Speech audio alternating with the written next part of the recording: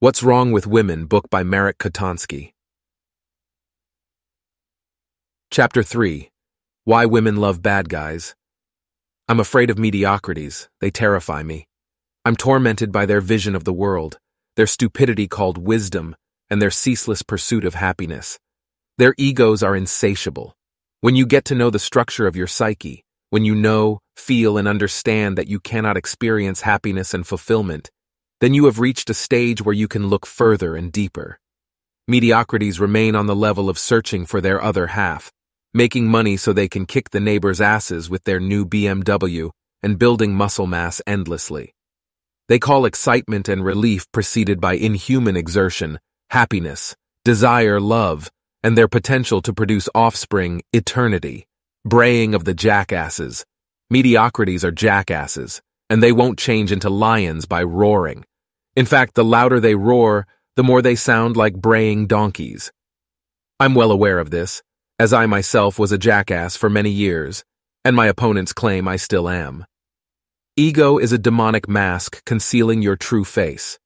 Ego is a temptress, promising happiness right around the corner, in a moment, in 15 minutes.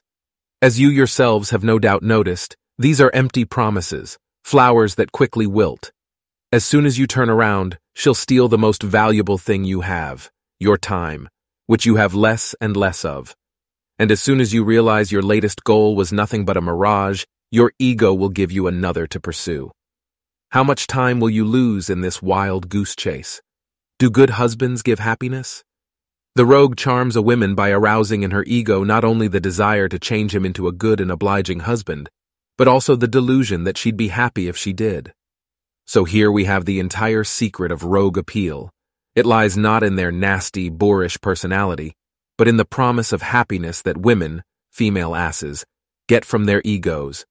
When you turn Marek into a good husband, you too will be happy. Unfortunately, that's impossible. If you turned Marek into a good husband, you'd feel contempt and loathing for this pitiful, spineless creature who was once a strong, powerful, and malevolent man.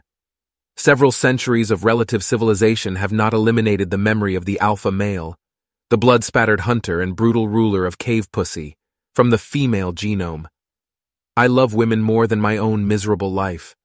I adore women more than myself, which is why I inflict pain and suffering on them.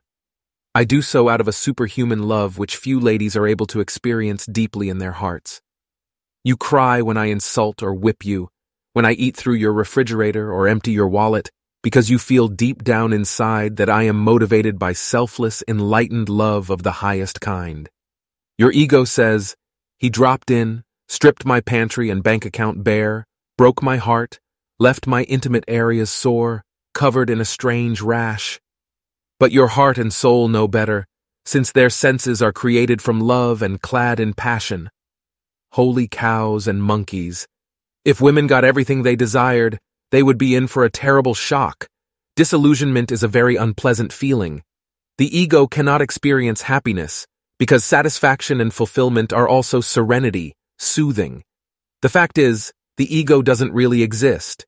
It's a mirage like pictures that, when moved quickly across a projector, create the illusion of live action.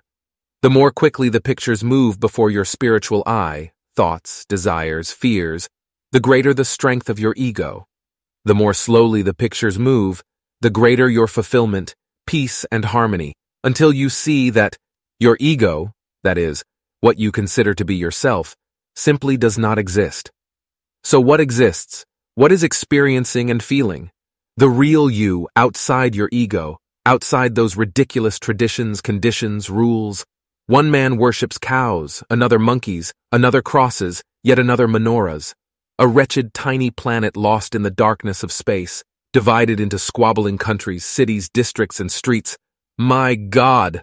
What advanced aliens would ever come here? And what for?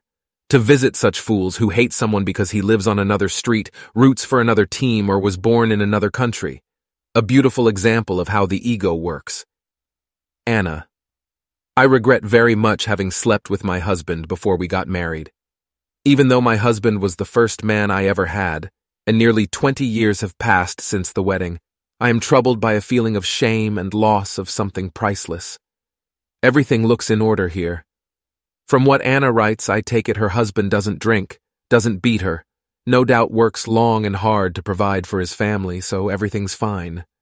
Except that if they had had sex a few days later, after signing the papers, things would be better. No, they wouldn't. When you feel happy here and now, ego disappears. Thus, it strives to prevent this from happening. Anna's ego would have thought something else up, that her husband is too tall or too short, doesn't love her enough or overwhelms her with affection, spends too much time at work or doesn't work hard enough. It can always find a reason to punch you in the gut. You make me unhappy. It's like my relationship with my readers. They don't love me enough. They pay me too little, criticize me too harshly, call me names for drinking or banging my lady readers. Yes, I am unhappy. There's an empty bottle of gin on the table, tonic and lemon. If you were richer, more generous, nicer, better looking, easier, then I would be happy.